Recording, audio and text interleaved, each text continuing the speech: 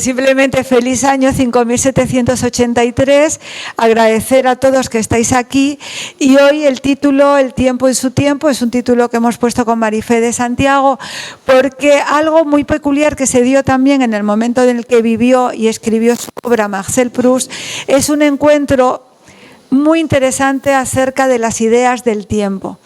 O sea, no solamente se trataba de una obra que él estaba escribiendo, sino que hubo grandes debates acerca del tiempo y cambió completamente la concepción. Aparte de que es cuando Francia opta por el tramo horario actual, empiezan los trenes, empieza a haber una serie de relación con la rapidez y con la lentitud, porque Proust era un hombre que hablaba quería o buscaba la lentitud cuando le hablaba, ¿no? Cuando quería enfrentarse a un texto, a una narración, y de ahí su obra. Y justo precisamente ahora que estamos hablando de un tiempo en el que la lentitud es casi un problema, yo creo que hay que recuperarla, ¿no? Y de eso se trata. Por eso hemos pensado que estas dos mujeres que se dedican a la literatura, al ensayo, que son pensadoras, que han trabajado pues con grandes escritoras y pensadoras, ensayistas de nuestro tiempo que nos han marcado el pensamiento, son las personas adecuadas para este debate. Así que quería agradecer a Marifé de Santiago y también a Olga Maris su presencia aquí, porque creemos que este debate para nosotros es muy, muy importante. Así que estáis marcando también nuestro tiempo. Muchísimas gracias.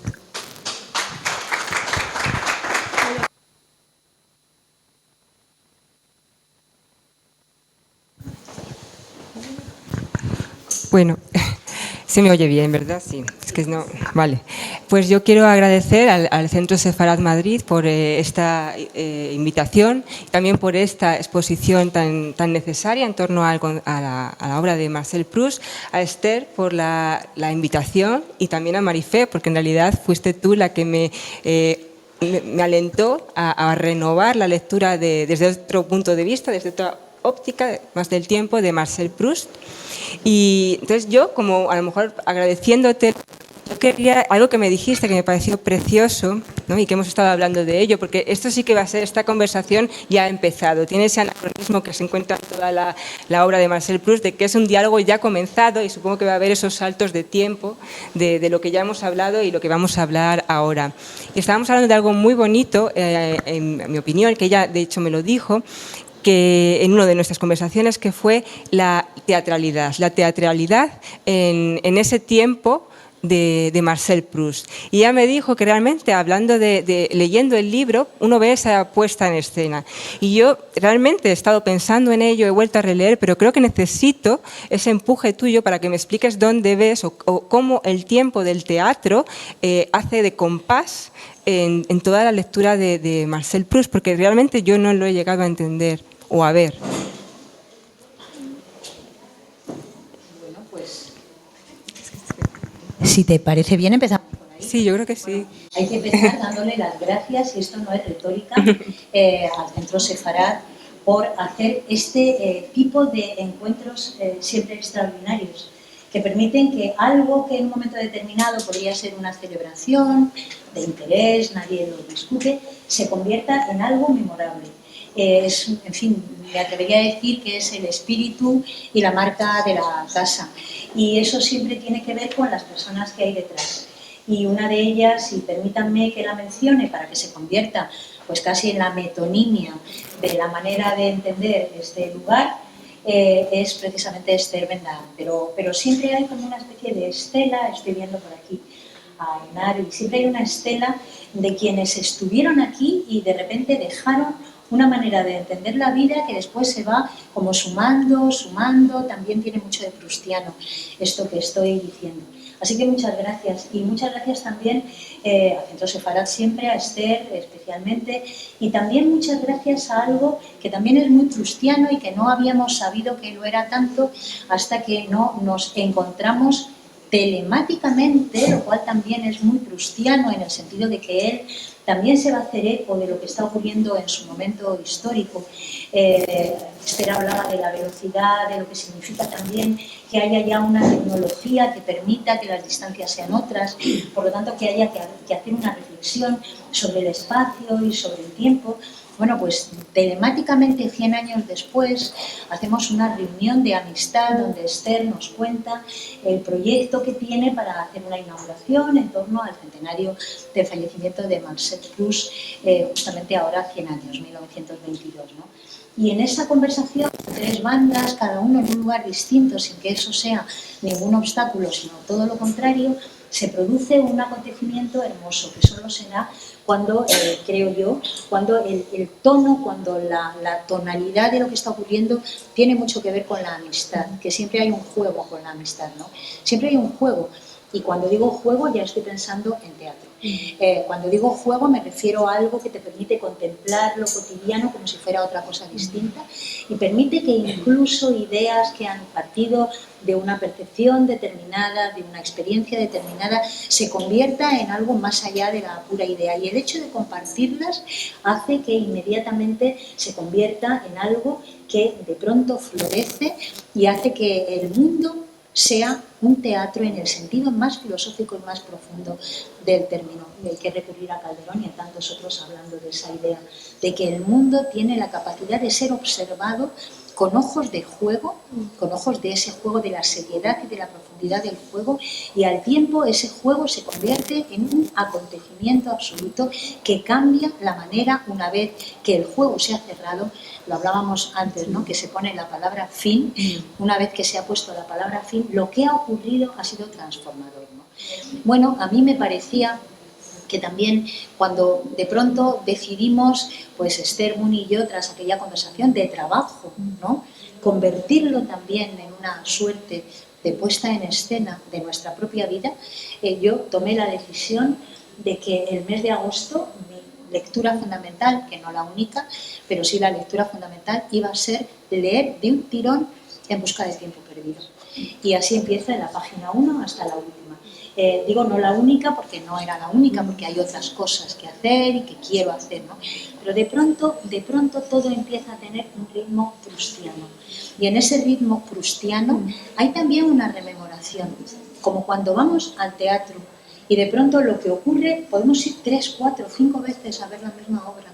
¿Cuántas veces, Olga, hemos ido a ver la misma obra y además tomamos también esas decisiones? Pues siempre que pongan en cualquier versión tal obra, yo voy a ir a verla. Y siempre encontramos no solo algo nuevo, sino que hay un momento en el que tú eres parte de lo que está ocurriendo, como cuando eres público en un espectáculo. Tú eres teatrera, tú escribes teatro, sabes muy bien a lo que me estoy refiriendo, ¿no? Cuando de repente estás escribiendo y ese escribir teatro te convierte en parte también y eres todos los personajes. Y eres todos los personajes en un espacio y buscándole los espacios que muchas veces ellos te dicen a ti en qué espacio tienen que estar, ¿no?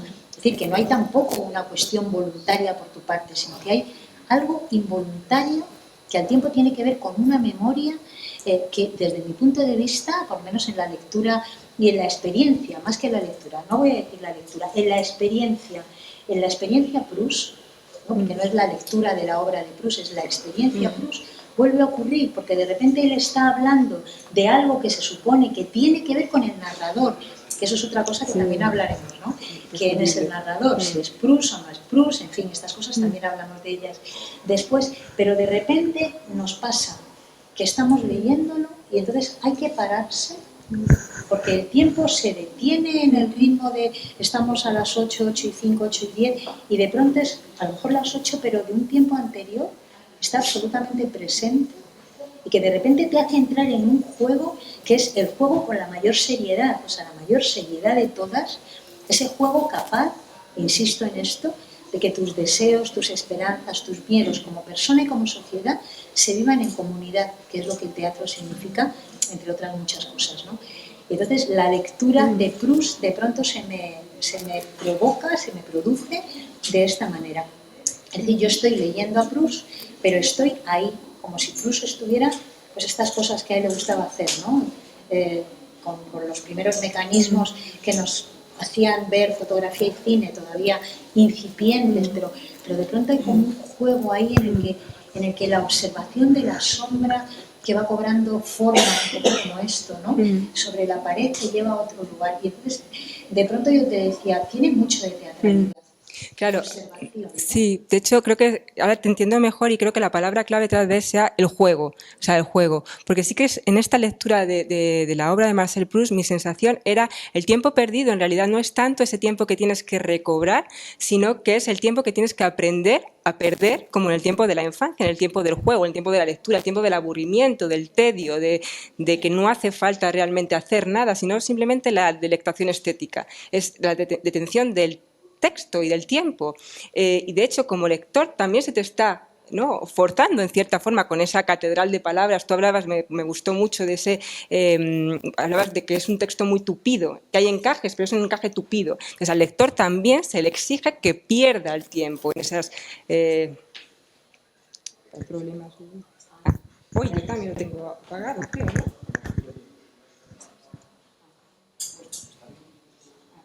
Pues eso, ¿no? En esa lectura sosegada de aprender a perder el tiempo. Y me parece que es esencial porque también el narrador lo dice, ¿no? O sea, él es un narrador que está en ese, podría leerse como esa novela de aprendizaje del hombre de letras, pero le cuesta muchísimo ponerse realmente a la labor de escritor porque lo que le apetece es perder el tiempo en esas, digamos, en esos ensayos de lo que será la obra, y los ensayos son esos salones donde lo que se practica es el esnovismo. Es una forma, lo hablábamos también, ¿no?, de estas escenas en la casa de los Guermantes, en los que se habla de todo menos de lo esencial. O sea, están los mejores poetas, los mejores artistas, pero se habla de lo banal. Esa pérdida del tiempo, sin embargo, es esencial. Y en eso yo pensaba, es muy antifilosófico, porque lo que te está diciendo Proust es, para realmente escribir tu gran obra de arte, no tienes que buscar ningún método, sino que tienes que dejarte llevar por la intuición, por ese tiempo que pasa sin que pasen las cosas, ¿no?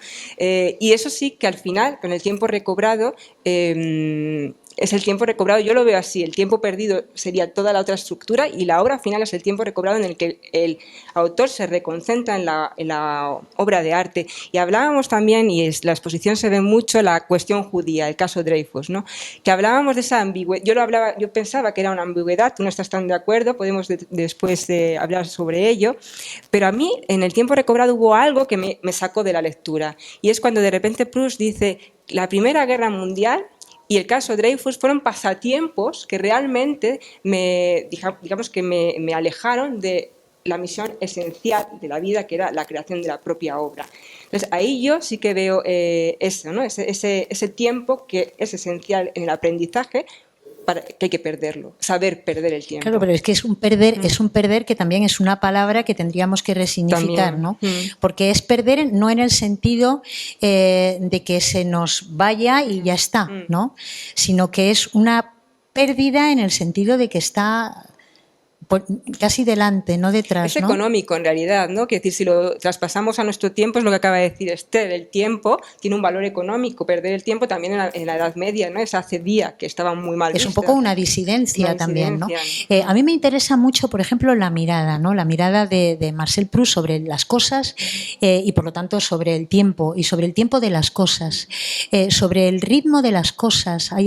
Las cosas tienen una vida, cuando digo cosa desde el punto de vista filosófico entra cualquier acción de carácter y los seres humanos pues somos la cosa probablemente más importante dentro del pensamiento, ¿no? O sea, cosa en ese sentido, ¿no? Tienen una vida, tienen un tiempo que empieza y que termina, pero durante esa vida que empieza y que termina o durante ese tiempo que empieza y que termina hay otros tiempos que le van dando al tiempo. Es muy complicado hablar sin decir todo el rato la palabra tiempo, ¿no? Pero es muy complicado, ¿no? Pero le van dando a esa cosa, insisto, objetual, también los seres humanos como tales, vistos desde la perspectiva de susceptibles de ser pensados, al tiempo van creando a su alrededor el verdadero relato de la vida, ¿no? Y el relato de la vida al final está hecho de ese encaje, esta cosa, digamos que pequeña, pero que al tiempo es fundamental, en la que si tiras de un hilo todo se destruye y al tiempo ese hilo, si lo va siguiendo, va dándole un sentido, ¿no? Yo veo a ese narrador, luego hablamos de si es Proust o no es Proust, Pero, quiero decir, ¿hasta qué punto, no? Puedes de pronto ser autoficcional o eres otra cosa distinta. Bueno, en esta especie de conversación a tres que tuvimos todo el verano, nos encontramos incluso en algunos de los libros de Todo en busca del tiempo perdido, donde aparece querido Marcel, querido, bueno, Marcelo en la traducción española, ¿no? Marcelo, mi queridito, mi querido Marcelo. O sea, que hay un momento en el que incluso a él se le va también el juego que está creando en la lectura, que soy yo, no soy yo, hasta qué punto llego.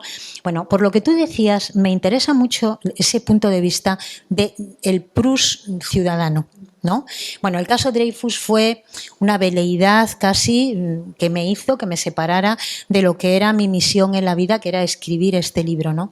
Para lo cual está todo el tiempo demorándose, está haciendo otras cosas, está como ensayando, volvemos otra vez al teatro, está ensayando, buscando, en fin, el punto de vista, el momento en el que ya de pronto esté todo perfecto y decidido para el estreno. El estreno al final dura muchos años, ¿no? Desde que empieza hasta que termina es un estreno muy largo, pero cuando él pone la palabra fin entiende que ya está terminado, aunque haya que hacer ajustes, ¿no? ¿Por qué dice el propio Marcel Proust y también el narrador que aquello antes de la Primera Guerra Mundial fue en realidad una especie de banalidad? Bueno, me interesa mucho verlo con la perspectiva del tiempo que ha pasado, porque Marcel Proust, ciudadano, firmó inmediatamente en favor de Dreyfus, ¿no? Porque él también veía que estaba en juego no solamente un tiempo que se perdía y que quizá irremediablemente se perdía, y probablemente le daba un poco lo mismo también a él, ¿no?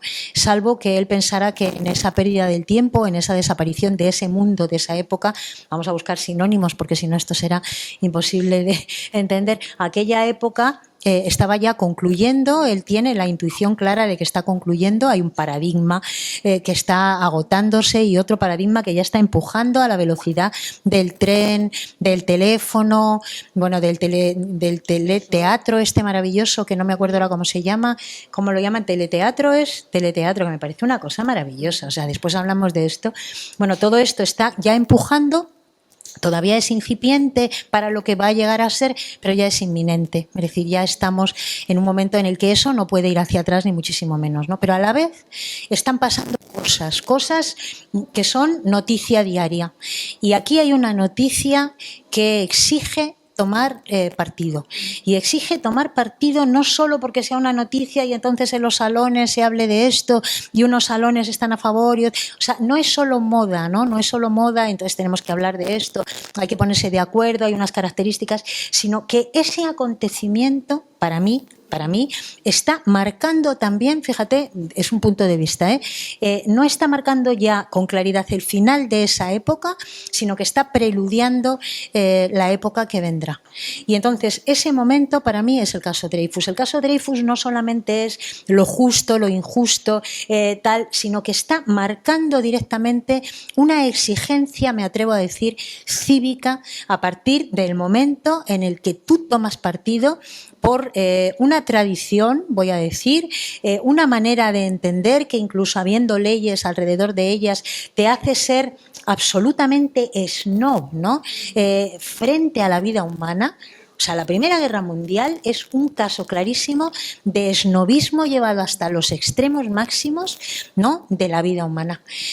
Lo cual es terrible, es terrorífico decir esto, porque es un poco preludiar ya la banalidad del mal. O sea, estamos ya preludiando, tú que eres la grandísima y maravillosa experta y además, no, Olga, ya hemos quedado antes en que lo íbamos a decir cuando hubiera que decirlo, sin ningún tipo de empacho. Hemos tenido una larga conversación respecto a estas cosas. La grandísima autora contemporánea que se ha enfrentado con una edad y con una formación determinada que también es interesante, digo la tuya, en torno a lo que significa Hannah Arendt, por ejemplo, ¿no? También la Primera Guerra Mundial es un preludio de esa banalidad del mal. O sea, todavía es una guerra entre, voy a decir, caballeros, ¿no? Todavía hay guermantes, ¿no?, alrededor y hay, no sé cómo decir, ¿no? Hay todavía una cosa de, bueno, ir a la lucha, es una cosa así como, esto es terrorífico decirlo, ¿no? Pero tenemos más de un caso, tenemos tantos documentos, desgraciadamente ahora, ¿no? Y el arte se ha hecho eco también de una manera tan significativa de lo que aquello trajo consigo, ¿no? Que era un preludio atroz. de lo que iba a ser la Segunda Guerra Mundial, ¿no? Proust toma partido, me parece a mí, toma partido por Dreyfus, pero es que tomar partido por Dreyfus en aquel momento era estar, casi me atrevo a decir, y estoy haciendo aquí una especie de reflexión en voz alta contigo aquí, porque nunca lo había pensado así también, con tanta profundidad, pero tu pregunta me hace que esto empiece, ¿no? Está tomando partido, está advirtiendo, ¿no? Hay un mundo que se va, y este mundo que se va y que no podemos ser nostálgicos ante él, ni melancólicos, que casi es del observador, o sea, pongo aquí la mano como él, ¿no? Como en la película esta maravillosa del tiempo recobrado, el actor todo el tiempo se lo pasa, es que no es así, es que son 2 o 3, no me acuerdo exacto, sí, es en este lado, pero como tengo el micro no puedo, ¿no? Pero es como esta cosa, entonces se la pasa mirando ese mundo ya como si fueran fotogramas, fíjate, ya ni siquiera es una obra de teatro, es más allá, bueno, también, ¿no? Pero es como que pasa y se va y pasa y se va, pero hay un acontecimiento, no una noticia, que te exige tomar partido, pero te exige tomar partido, insisto, no solo porque éticamente, que podríamos decir éticamente hay que tomar, es que en su caso él es el observador del tiempo que se va y también el que preludia el tiempo que viene. Por eso Proust ha sido mucho más influyente para la filosofía o para la psicología, probablemente que para la literatura, ¿no? Mucho más, porque de repente él está viendo ya lo que llega, él está intuyendo ya lo que llega, y tomar partido por Dreyfus no es solamente por lo justo o por lo injusto en este caso. Es decir, atención a esto. O sea, si jugamos con la vida humana, pone carne de gallina, ¿no? Con esta banalidad, bueno, Hannah Arendt le diría efectivamente. De hecho, voy a tener que mencionar a Hannah Arendt porque también lo has metido tú. No. Y sí que es cierto que Hannah, además justo con las palabras que tú has utilizado de preludio de la Segunda Guerra Mundial, ella hay uno de los capítulos en los orígenes del totalitarismo en los que de forma mucho menos, digamos, halagüeña de la que tú estás utilizando frente a Proust, porque ya te comenté que ella es muy crítica con la postura de Proust, según ella, claro, hay que comprender que para Hannah Arendt el compromiso social tiene que ser político, y para ella nunca Proust realmente se comprometió con la causa judía desde un punto de vista político, sino personal. A Proust lo que le interesaban eran los tipos sociales de judío y no tanto el judío que se compromete como Bernard Lassalle, que por otra parte sería la antípoda de Proust. Pero ella habla de algo muy interesante en la obra de Proust, de que sí que el caso Dreyfus sí que supone ese cambio, ese giro de tuerca, y se ve muy bien en la obra. En cierta forma, los judíos en una primera época, cuando todavía no está el caso Dreyfus de moda por decir algo, son personajes anónimos, o sea, anodinos, nadie tiene un especial interés. Sin embargo, cuando el caso Dreyfus está en su apogeo, llegan a ser, Hannah Arendt lo que habla es de elementos exóticos, son como un mobiliario exótico de Oriente que todo el mundo quiere tener en sus salones, puesto que da prestigio. Entonces ellos, o sea, lo que critica un poco Hannah Arendt es que ahí los judíos de repente, desde el punto de vista personal, empezaron a sacar provecho de esa judeidad. Y luego, sin embargo, cuando se declara inocente a Dreyfus, todo el encanto que tenían, todo ese encanto que es parecido, que también lo hablamos, ¿no?, de esa justaposición del homosexual con el judío que aparece en toda la obra de Proust, pues de repente dejan de ser personajes interesantes y empieza ya lo que es el preludio de la Segunda Guerra Mundial, es decir, ya empiezan a ser denigrantes, ya empieza a ser un elemento que ya ese espejo que ha puesto es un espejo ridículo. Y creo que es muy interesante eso, ¿no? Entonces, Hannah Arendt en realidad lo que está hablando es eso, de la postura de Marcel Proust, que realmente nunca llega a ser. Tú hablas de compromiso político, ella habla de un compromiso más personal, más subjetivo. Y no es que yo no creo que en Proust hubiera un compromiso político en el sentido que Hannah Arendt le da al término, ¿no? Salvo que evidentemente lo político es todo lo que atañe a los seres humanos. Proust constantemente, Proust o el narrador, no sé, ¿no? Constantemente habla de su incapacidad también para vivir. Por ejemplo, a mí hay una cosa que me parece fascinante, ¿no? Fascinante en su manera de entender la vida, que también está condicionada por los propios obstáculos de su naturaleza, quiero decir, ¿no? En la que el judaísmo es parte de esa naturaleza, quizá no la más destacada, salvo que hay un componente de amor inmenso a las personas de su familia que sí que son judías, como es el caso de su madre, ¿no? Que desencadena, pues casi, yo me atrevería a decir, pues una buena parte de lo que es la razón de ser, no digo la narración, pero la razón de ser de esa obra, ¿no? Porque él quiere crear una obra, él quiere crear una catedral de papel, él quiere crear una obra que dé cuenta y que sea testimonio también de que su vida ha merecido la pena. Es decir, que no es un inútil perdiendo el tiempo, ¿no? Sino que hay una razón, ¿no? Es que es cierto, es que esto es muy interesante también, ¿no? Y casi es una ofrenda también y un agradecimiento a las personas que han creído en él, y la creencia es no solo porque de pronto le han publicado un artículo o porque tal, sino porque lo han querido, ¿no? Lo han querido, y entre ellas pues está su madre y está su abuela, pero sobre todo pues su madre, ¿no? Entonces me interesa también que veamos esta historia, la historia que no es ni defender ni no defender, porque no estamos en ningún juicio, ¿no? Estamos intentando entender más que otra cosa. Pero para él el caso Dreyfus, insisto, quiero decir que es una opinión, es una insistencia a partir de una opinión sin más, ¿no? Me parece que para Marcel Proust, luego nos vamos al narrador, para Marcel Proust el caso Dreyfus es como una especie, es que no sé cómo decir, pero es como si le pegaran un fogonazo al mundo, ¿no? Le pegan un fogonazo al mundo y te están diciendo lo que está tras los bastidores de este mundo absolutamente anodino, superficial, si quieres, en el que te puedes colocar así y mirar y mirar y mirar, y cuando termine la cena te vas a tu casa, bueno, pues eso, después de haber estado observando todo con todo detalle, ¿no? Para poderlo escribir en un futuro, para que no se pierda ningún detalle. Y si se me olvida algo, por favor, vete a ver, porque no recuerdo ahora qué flores eran, ¿no? Pero me parecía un olor, pero de repente no era. Entonces quiero saber exactamente qué había a mi derecha, porque entiendo que cada uno de los detalles da cuenta de un mundo que está desapareciendo. Y el caso Dreyfus, me parece a mí, es un fogonazo en el sentido de que acelera lo que es una intuición, acelera una intuición, la acelera, y entonces él se encuentra con la obligación también de contar, porque él es un testigo, ¿no? Como tantas veces hemos oído en personas que han sido, en fin, humilladas hasta el límite extremo en la Segunda Guerra Mundial, y que han estado en campos de exterminio, y que después han querido en un momento determinado de su vida ser testigos. Que esto no se olvide, esto ocurrió, pero no para que no vuelva a pasar, sino es que esto ocurrió. O sea, lo que quiero no es que no vuelva a pasar, no quiero que no vuelva a pasar, pero quiero también que sepas que esto ocurrió. Entonces, a mí me da la sensación de que el caso Dreyfus, por muchas razones, entró en la historia cortando ese ritmo que ya era inminente, ¿no? Cortándolo, o sea, paralizándolo. Fíjate, me atrevo a decir, un poco por tomar otra vez la metáfora, ¿no?, de la velocidad, del tiempo y de la luz, tan importante en este caso. De repente entró y entonces exige tomar un partido por el futuro. Pero cuando exige tomar un partido por el futuro, va más allá y trasciende el caso de la persona, ¿no? Trasciende el caso de alguien que se llama Dreyfus y que de repente ha sido acusado de espionaje, y porque trae consigo el futuro.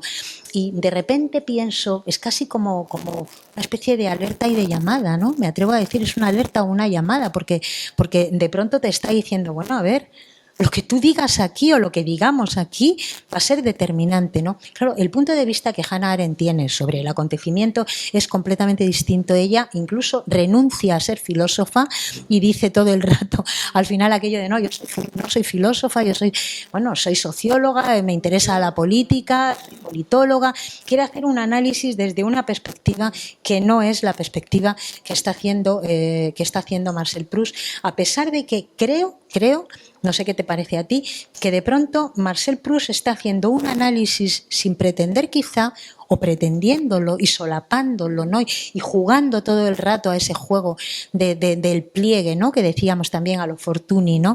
Todo el rato el juego del pliegue y de lo oscuro, de la penumbra, ¿no?, de lo que no es explícito pero está implícito y tal. Está anticipando ese futuro que para ella claramente es el de la banalidad del mal y que exige tomar partido. Pero bueno, claro, es que Hannah Arendt también va a ser absolutamente crítica y despiadada con los comportamientos de muchos de los judíos que se supone que estaban tal, ¿no? Y de hecho parte de su gran problema, vamos a decir, de recepción, es que la propia comunidad judía va a decir, pero bueno, señora, vamos a ver qué me está diciendo aquí ahora, está culpando a quien se supone que hay que... El caso de Proust me parece que estamos todavía en el previo, ¿no? Es un poco como el caso de Nietzsche, estamos todavía en la ventana, ¿no? Estamos todavía en la ventana. Pero sí que me parece importantísimo destacar este hecho hecho, que él fue de los primeros que firmó como ciudadano, a pesar de que ya he hecho lo que tenía que hacer y continúo con mi obra. Y en mi obra no es el caso Dreyfus, ni mi obra personal, es el caso de lo que va a venir, del tiempo recobrado, ¿no? Ese final del tiempo recobrado. Espero que lo hayan leído todos ustedes, pero como hemos decidido que da igual, porque aunque hayas leído 400 veces En busca del tiempo perdido, lo leemos la 401 y queremos, no pasa nada, ¿no? Aunque no lo hayamos leído, da igual, ¿no? Pero ese momento del tiempo recobrado en el que él, después de la Primera Guerra Mundial, va a aquella fiesta, ¿no? En la que los que eran ya son otros, pero no solo porque físicamente el tiempo ha cambiado los cuerpos y los rostros, sino porque los Verdugan, de repente ella se ha casado, se ha quedado viuda y se ha casado con quien no habríamos pensado, desde luego, en el primero que se iba a casar, ¿no? Y porque de repente, pues Gilbert se ha casado con, que ya es viuda, y entonces eso trae consigo, o sea, ese momento increíble en el que empiezas a reírte a carcajada limpia, y cuando de pronto estás riéndote a carcajadas, te das cuenta de que has dejado de estarte riendo a carcajadas y estás llorando, ¿no? Estás llorando por lo que te está contando, ¿no? Ahí está para mí el punto. O sea, yo ya lo dije en el primero, sí, y en el segundo y en el tercero. Y ahora estoy aquí y parece que el tiempo me está dando la razón, ¿no? Claro, yo creo que lo que le ocurre, lo hablamos también a Hannah Arendt, en realidad, que es lo que ocurre con estos grandes escritores, que no se sabe dónde termina el narrador y dónde termina el autor. Entonces, ella está confundiendo, pero bueno, no lo hace ella, lo hacen casi todos los estudiosos de la obra de Marcel Proust, ese narrador con el autor. Entonces, tal vez... ¿Cómo hacemos esa separación? Hablábamos de que a mí por lo menos todavía siempre me sigue chocando y fascinando, y ese choque tan abrupto de los cambios de narrador. O sea, en la obra encontramos siempre esa primera persona, o sea, es un niño que nos va, bueno, un niño, una voz narradora que nos va contando ese transcurso de los años, pero sin embargo en el camino de Swann de repente es un narrador omnisciente, y a mí siempre ese paso me ha parecido muy inteligible. Es como decir, ¿por qué de repente? Desde luego hay total, no es un fallo, hay total alevosía en esa elección, en ese cambio de narrador. Pero a mí lo que me parece más esencial, o me fascina aún más, es, si te das cuenta, y yo quiero hablarlo contigo porque también hablábamos de los personajes femeninos en la cosmovisión de Proust. Realmente, ¿qué lugar tienen? Tú hablabas también mucho de las fotografías, de ese punto fetichista, esa mirada fetichista de Proust, que a mí hay una escena que me parece preciosa, que es cuando es un poco cuando esas reuniones en la casa de Salomón, del padre de Bloch, que están con el estereoscopio. Entonces, el estereoscopio es como ese microscopio de la sociedad, de esa mirada hasta el mínimo detalle. Entonces, las mujeres, para mí, Proust lo que hace es una mirada de botánico, o sea, son especies vegetales. De hecho, es muy interesante, y seguro que hay estudios de cómo las flores, ¿no? Cada mujer tiene una flor determinada. Entonces, no se sabe hasta qué punto la flor es el acompañamiento de la mujer o viceversa. Entonces, a mí en el camino de Swann, algo que me parece fascinante es eso, es la imagen de que ese narrador omnisciente, que lo necesita el autor para llegar a los pensamientos de Swann, que no sé, que eso también lo podemos hablar, si es el alter ego, si es una premonición de lo que será el narrador al final. Pero entonces sabemos perfectamente, ese narrador omnisciente tiene entrada a los pensamientos y a la intimidad del personaje de Swann, pero no los tiene nunca los de Odette. Nunca sabemos cuáles son las intenciones de Odette, qué es lo que le pasa, por qué realmente es un poco... ¿Qué es lo que hace en su vida secreta cuando no está Swann? Entonces, ese narrador que no entra en la intimidad de la mujer, creo que es algo que nos permite a nosotros, como lectores, que esas mujeres, aunque podrían ser frívolas en cierta forma, nunca lo sean, sino que tienen un campo magnético, un poco exhalan ese aroma exótico, que creo que Proust es lo que intenta también un poco transmitir, ese aroma foráneo de algo que realmente no llegas a entrarte, al menos esa psicología femenina a la que no llegas a capturar por completo. Y en esta película que has mencionado, cuyo director no recuerdo, sé que es un chileno, Raúl Ruiz, que maravillosa. Claro, de hecho, Catherine Deneuve como protagonista, como Odette, pensé, claro, es que no podría ser otra actriz, tiene que ser ella, porque no hay nada de frívolo ni de tonto en esa cocotte, ¿no? Odette, sino que hay un personaje de 1001 pliegues. Hay mucho aquí también de ese tema. Lo hemos hablado, es verdad, las dos, el tema de los personajes femeninos en la obra de Marcel Proust, en Busca del tiempo perdido, que quizá tienen que ver de una manera muy clara con esto, con el tiempo y con el tiempo de Proust, ¿no? Es verdad. Las mujeres que aparecen en Busca del tiempo perdido son, en general, sujeto de fascinación y de observación. Bueno, el título del segundo libro, o sea, las muchachas en flores, ¿cómo decir? Estoy yo que sé, ¿no? Porque claro, es que efectivamente al tiempo va pasando también por las propias etapas de la vida. O sea, ese narrador que luego ya nos detenemos, porque aquí hay que hablar de Bersón y hay que hablar de Freud antes de que nos vayamos, y hay que hablar de Walter Benjamin, en fin, que tenemos mucho trabajo todavía por hacer antes de irnos, pero por ejemplo, ¿no? Los momentos y los títulos que él le va poniendo a los 7 fragmentos, ¿no? Que luego tú, que sabes mucho más que yo de este tema, hablamos del tiempo en el judaísmo, que tú me decías, ¿no? Además, de ese tiempo en el judaísmo. Las muchachas en flor. A la sombra de las muñecas, claro, pero yo digo, esas muchachas en flor, ¿no? O sea, esas muchachas en flor, que realmente es el momento, vamos a decir, de la adolescencia de quien quiera que sea el narrador o Marcel Proust, ¿no? O sea, ese momento en el que todo es un jardín. La vida es un jardín. La vida es un jardín con sus problemas, La adolescencia es una época muy tremenda de la vida, probablemente la más tremenda de la vida, porque es ese momento en el que está apareciendo una experiencia del ser humano que hasta ese momento todavía no teníamos y de pronto arranca, no la puedes contener. Como una flor no la puedes contener, una semilla que de pronto florece, no la puedes contener, quieres que sea eterna, quieres que siempre esté así, te asusta y te aterroriza descubrir el paso del tiempo, ¿no? Esto de, ¿y si esto se acaba? O sea, esa necesidad de eternidad que la adolescencia tiene con conciencia por primera vez, ¿no? Y cómo él va observando a esas flores, que son, efectivamente, cada una de ellas es una flor y de pronto hay un jardín maravilloso a su alrededor, que lo que él quiere es mirarlo y olerlo y acercarse a la sombra de esas muchachas en flor, ¿no? Y cómo esas muchachas en flor, una vez que ya no son las muchachas en flor, sino que empiezan a ser reales, dejan de ser quiero, no quiero, como la Margarita, ¿no? Y empiezan a ser, pues bueno, mujeres que tienen una vida, ciudadanas que tienen una vida y que tienen una vida efectivamente que no sabemos cuál es, dónde está su secreto y la parte de atrás, quieres controlarla hasta el final y hay un pelín de frustración respecto a ellas, ¿no? Dejan de ser, en fin, todo es bello en la adolescencia, cualquier segundo en el que no está pasando nada en realidad extraordinario, pero tú eres el gran creador del tiempo, porque nos ha pasado a todas las personas que estamos aquí. Entonces, una insignificancia se convierte en un mundo y todo es susceptible de reírte y todo es susceptible de llorar y todo es como un aprendizaje también, ¿no? Cuando de pronto empiezas a establecer una relación, voy a decir, de convivencia en el espacio de lo común, bueno, te conviertes en alguien que quieres saberlo todo y puedes convertir a esa muchacha en flor en tu prisionera, ¿no? Que es maravilloso ese libro hablando de los celos, ¿no? Porque son unos celos extraños, ¿no? Son unos celos, como todos los celos, patológicos, absolutamente, pero al tiempo es el celo de saber ¿dónde está tu misterio? Entonces, es cierto lo que dices, los personajes femeninos en Busca del tiempo perdido siempre tienen ese halo de misterio, que es el misterio de lo inaccesible.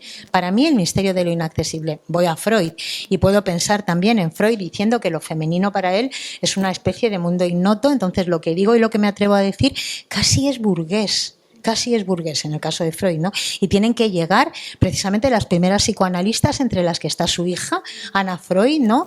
Y todas las demás, Lu Andrea Salomé, por nombrar a las más próximas y del principio, para decir, bueno, pues que algunas de las máximas que estás planteando respecto a la psique femenina es absolutamente tópica y tiene que ver con una estructura absolutamente, me atrevería a decir, casi miedosa, ¿no? Miedosa, porque no eres capaz de entrar y te da un poco de rabia o te da miedo entrar y saber qué hay detrás. En este caso, sumémosle también al narrador que firma la obra, no al narrador de la obra, o sea, a Marcel Proust, el tema de su homosexualidad, ¿no? el tema de su homosexualidad, ¿no? El cómo entro también en ese universo que siento tan cercano, pero que al tiempo tengo que estar como observando, ¿no? Aquí hay mucho también, mucho de ese momento histórico, de la propia negación de Marcel Proust, por ejemplo, del tema. En la exposición, esa parte tan bonita, ¿no? Tan bonita de la homosexualidad de Proust, cómo el ciudadano Proust, o sea, Marcel Proust, no el narrador, de pronto se bate en duelo, ¿no? En el Bois de Boulogne, precisamente porque alguien ha insinuado de él que puede ser homosexual, y entonces, bueno, pactan los padrinos que disparan al aire para que no sea demasiado lesivo. Y entonces, pero la ceremonia se cumple, la ceremonia hacia afuera se cumple, ¿no? Se cumple. Tienes razón en esto, los personajes femeninos de Proust, incluso siempre, toda la crítica que hemos podido leer alrededor, siempre busca un trasunto. No, pero realmente Gilbert no es una chica, Albertine no es una chica, Albertine es realmente el conductor Martinelli, quiere decir, bueno, no sé, en esto, y me van a perdonar si en esta sala hay verdaderos eruditos, académicos, me refiero, en Marcel Proust, porque también Olga y yo hemos hablado mucho de este tema. Para mí, uno de los grandes textos nada académicos, incluso me atrevería a decir un poco como tal, en torno a Marcel Proust como persona y también, por lo tanto, como autor, es Monsieur Proust, de nuestra adorada Celeste Albaret, ¿no? Es un texto en el que ella, ya con 80 y tantos años, decide hacer lo mismo que Marcel Proust respecto a su época, pero para ella la cosmovisión es Monsieur Proust, porque es un acontecimiento en su vida que se la cambia absolutamente, y es... digamos, en este sentido también es muy proustiana ella, ¿no? Porque es todo un cúmulo de coincidencias el que la lleva a ser la única persona con la que Marcel Proust va a convivir los últimos 8 años de su vida, la única persona en la que él delega cosas que no delegaría en otros, ¿no? Como es su propia obra. Y siempre le decía en las conversaciones, bueno, ya verás, Celeste, también tiene un nombre que es maravilloso en lo simbólico, ¿no? Ya verás, Celeste, como bueno, yo digo Celeste porque soy en esto como Pedro Salinas, ¿no? Traduzco todos los nombres franceses, los decido poner todos en español, ¿no? Pero como Pedro Salinas, saben, primera edición en español, de primera traducción de la primera edición en español, ¿no? Que todos se llaman Marcelo y Francisca y demás, ¿no? Y Celeste, si es que hubiera necesidad. Pues Celeste, le decía Marcel Proust a ella, bueno, ya verás, cuando yo me muera, todo el mundo vendrá a hacerte entrevistas porque, claro, tú eres la que has estado los 8 años últimos en el momento en el que ya se toma la decisión inapelable de que no hay tiempo para acabar la obra y, por lo tanto, hay que ponerse a escribir ya, en fin, encerrado en una habitación con corcho y saliendo alguna noche para recordar si aquella memoria que él tiene es real o no lo es, ¿no? Y entonces le dice, y te preguntarán, y tú pues ya verás lo que haces. Y ella decide, cuando muere Marcel Proust, retirarse. Tiene su vida personal con su marido, que era un poco el conductor, el taxista que siempre llevaba a Proust a los lugares en esos últimos años, la persona de confianza, tal y cual. Y cuando ya es muy mayor, decide escribir un libro para contar la verdad, no la realidad, que la realidad es la que cada uno ve y la que cada uno interpreta, sino la verdad. Y dice, bueno, es que a mí de verdad escribo este libro casi como una obligación porque bueno, pues también mi tiempo se acaba y entonces es que la cantidad de tonterías, dice ella, porque ella no tiene ningún prejuicio a la hora, como no es una académica ni nada semejante, no tiene ningún prejuicio a la hora de decir Jean Cocteau me parece un bufón, no tiene el mínimo problema, ¿no? A todos nos puede parecer fascinante y nos parece aberrante que alguien pueda decir Jean Cocteau me parece un bufón, pero ella no tiene el mínimo problema porque le parece un bufón y entonces lo cuenta, ¿no? Y entonces dice, he leído tantas tonterías y he oído tantas tonterías alrededor de Monsieur Proust que me veo en la obligación de contar cómo fueron los hechos. De alguna manera, y esto es precioso, ella hace un poco lo que hace también, ¿no? Yo creo que hace la inversa. De hecho, creo que se ha hablado mucho de la descripción que hace Marcel Proust del mundo de la aristocracia de su época y de la burguesía, pero también, y yo creo que es una imagen o es que sí es un caleidoscopio de toda esa servidumbre, de toda esa sociedad, tercera sociedad, ¿no? Digamos, en la época de esa época, ¿no?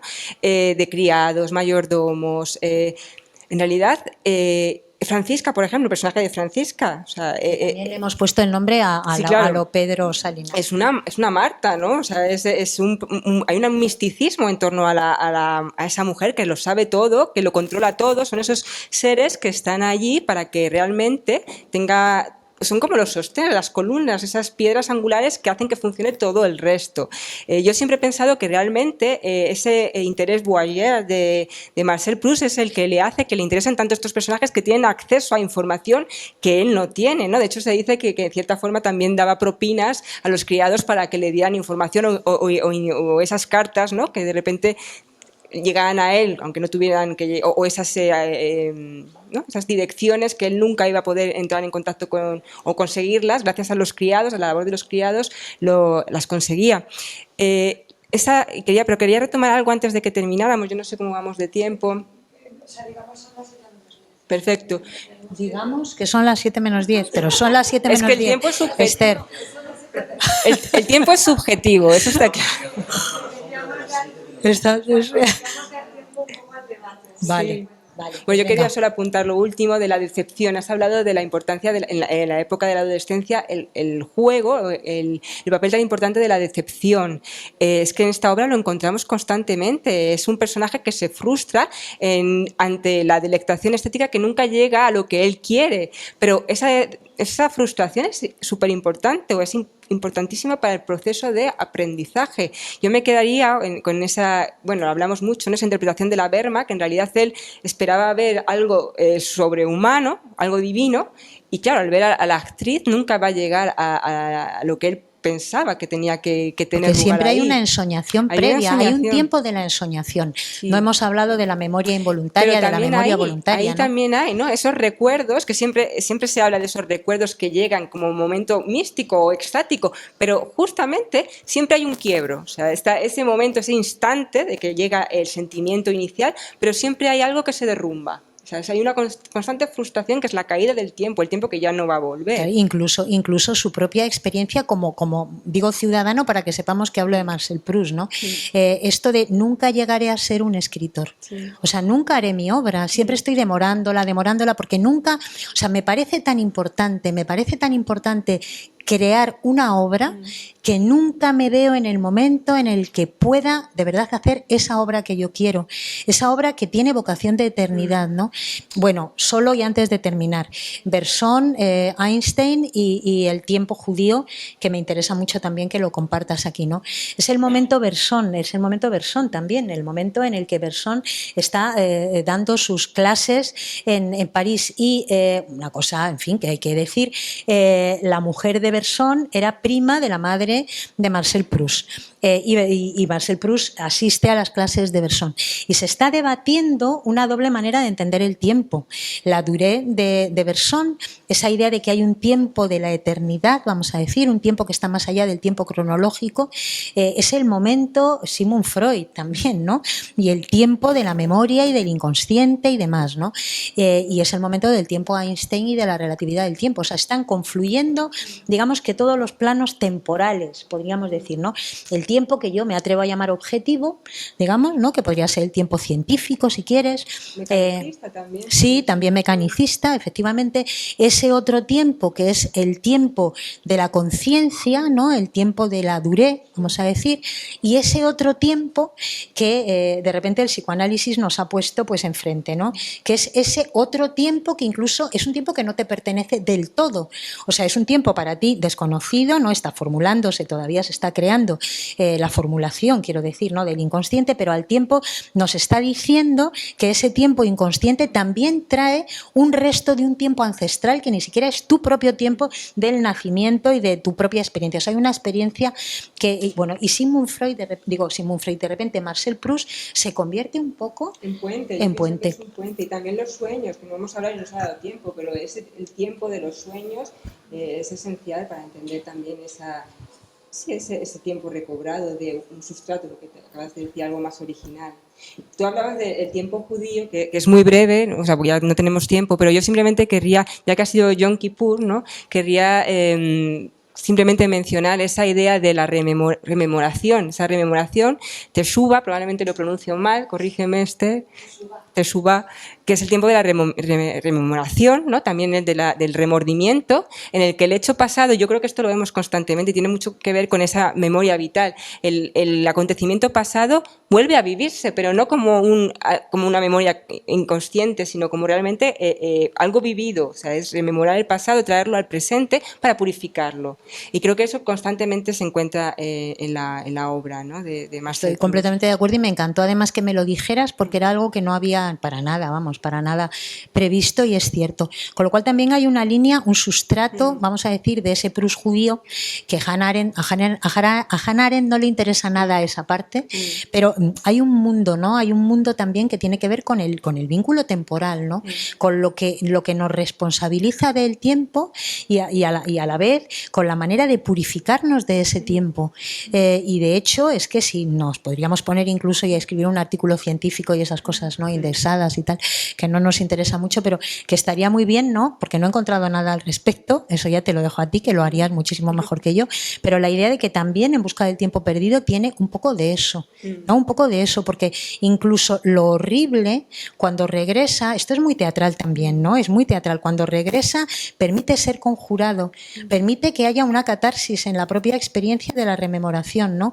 Volvemos al tiempo recobrado, el momento en el que no puede entrar en la sala porque ya ha empezado el concierto y le dicen que tiene que esperar hasta la segunda parte, y entonces él se queda tomándose un té con un bollito, que podría ser de nuevo una magdalena o lo que fuera, y le hace de nuevo volver a ese universo que va a hacer que cuando entre en la sala los que están sean como una especie de actores disfrazados, ¿no? Pero muy interesante ese bollito que acabas de decir, porque quiero decir, nosotros siempre pensamos en nuestra magdalena, pero no tiene nada que ver con nuestra magdalena, es una chiquitita. Y tiene la forma de concha, en realidad, concha, ¿no? Pero lo que bueno, esto tengo que despejarlo porque siempre me pone muy nerviosa. La gente habla de cuando come la magdalena. No, en realidad no. Lo que le sugiere es la idea del té. O sea, además que su tía Leoncia, que es uno de esos personajes maravilloso traducido al español, Leoncia, ¿no? Realmente es el acto, es el ritual de mojar la magdalena lo que hace que surja esa reminiscencia. Y muy bonito además porque no ocurre en ese momento, sino que tiempo después él recuerda aquel momento. Y cuando ha llegado esa memoria involuntaria, él quiere repetir otra vez y volver a mojar la magdalena para que vuelva a ocurrirle esta cosa increíble de ese tiempo que ha regresado, ese tiempo perdido que ha regresado y que de pronto se ha convertido pues en el gran acontecimiento, ¿no? Pero no ocurre. Tiene que ver, claro, porque tiene que ver también con lo que tú decías al principio, con la intuición, con el propio acto creativo. Tú utilizabas al empezar esta conversación la palabra estética, ¿no? Estética ahora la vamos a resignificar y la palabra estética no solo es esta cosa de observación sin demasiado compromiso, sino el propio proceso creativo, ¿no? Bueno, ahí está el tiempo absoluto. Bueno, Esther, yo creo que ya, digamos que son las 7 o no sé. A lo mejor también el público, ¿no? A lo mejor el público, alguna pregunta. Bueno, nos queda mucho más.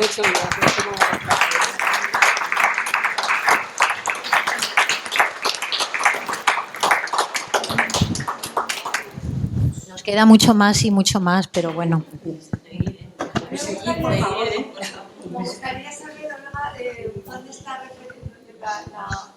de dónde Hannah Arendt está hablando de Proust. En Los orígenes del totalitarismo hay un capítulo que se llama Entre el vicio y el delito, porque ella sí que retoma, pero esto es terminología de Proust. Él habla de vicio para referirse a la homosexualidad. Entonces ella habla de ese paso del vicio-delito, que en realidad antes, es un poco lo que estaba hablando, antes la homosexualidad era como realmente ser judío era considerado un delito, o sea, realmente se podía simplemente con una condena se podía purificar, digamos. Pero cuando se convierte en vicio, ya la única forma de acabar con ello es mediante la erradicación. O sea, Hannah Arendt siempre es muy absoluta en sus términos, ¿no? Entonces ella se refiere en ese capítulo, habla de ello. No por un espía alemán, sí, efectivamente. Yo estoy totalmente de acuerdo, que es un poco lo que planteábamos. O sea, el ciudadano Proust firma en contra de la condena de Dreyfus. Y luego, es cierto, en la novela aparecen muchos ángulos, porque Proust tiene interés no en juzgar, sino en presentar, ¿no? Por eso me interesa mucho. Bueno, no hemos dicho la frase que hay que decir de que en un momento determinado Proust pensó que su libro, En busca del tiempo perdido, se iba a llamar Un jardín en una taza de té. Que es una cosa, en fin, que nos dice y resume, ¿no? Es que resume también la propia experiencia. De hecho, con Bray sale de la taza de té. Totalmente, ¿no? Pero es que él quería, en un momento pensó incluso en llamarlo así, ¿no? Un jardín en una taza de té. Que de pronto es un título un poco japonés, ¿no? Que está bien, pero que habría estado muy bien. Total, es absolutamente, ¿no? Pero bueno, que es bonito también, digo, porque en sus propias dudas o en sus propios ensayos de título, pues él entendió también cuál era el espíritu de lo que estaba contando, porque los jardines o los cuidas o se destruyen, son mutables, te enseñan paciencia, lo que decíamos antes, exigen lentitud, exigen una mirada, exigen un descubrimiento, son misteriosos, te enfadas con ellos, te encantan, no sé, ¿no? Exacto, arrancas flores, arrancas hierbas, que a lo mejor todo eso es un poco también En busca del tiempo perdido, ¿no?